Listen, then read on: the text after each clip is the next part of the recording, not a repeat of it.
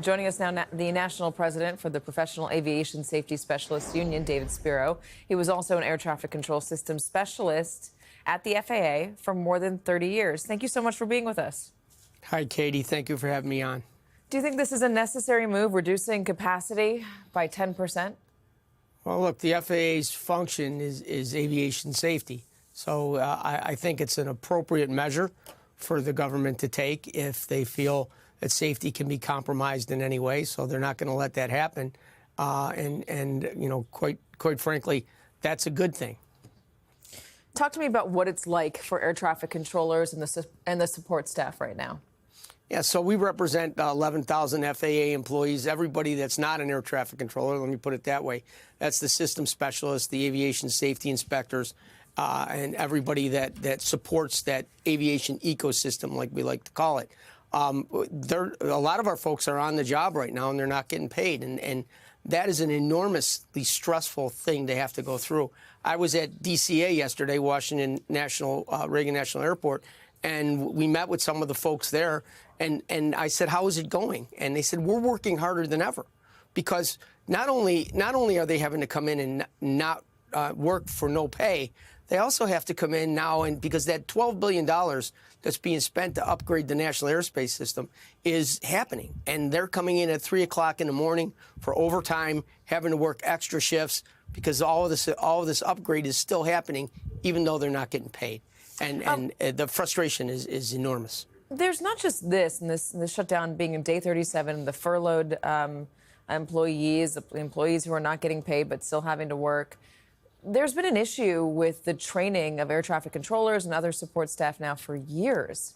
We were already behind on this. It was already reaching a crisis level. How much harder does it make it to add the government shutdown on top of it? How do you make people want to work in this job when they know that every couple of years, every year maybe, they could be at risk of being forced to work without a paycheck because Congress can't get along?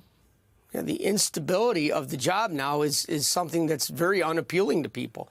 And with regard to the technicians, the system specialists, we're about 1,000 down across the country. And FAA has made a commitment to begin the process of making that workforce technical operations healthy. And of course, this is putting a big divot into that opportunity to make that happen. And when it comes to training, 600 employees in the last month have had to forego critical training on systems that they need to have to maintain the national airspace system at the 21 air route traffic control centers and 300-plus towers and TRACONs around the country. Do you think it's safe to fly still? It's safe to fly because they're taking the appropriate measures. And our folks are so dedicated to this. And I'll kind of lay this out for you. And federal employees get a terrible rap. It's all they're bureaucrats, and they take taxpayer dollars. But what other job can you imagine in this country that people would have to come into work and not get paid and tell their employer, okay, I'm good with that? People would walk off the job. They'd go find another place to work. These are dedicated public servants that continue to come in every single day, do that job that they swore an oath to do, and they will continue to do it through this. And I'm proud of these people.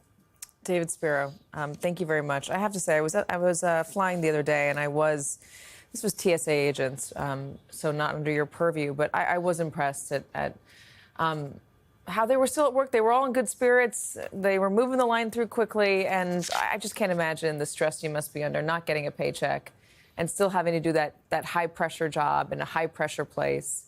It's a tough time, certainly. But, David, thank you very much for joining us. Thank you, Katie. I appreciate the opportunity.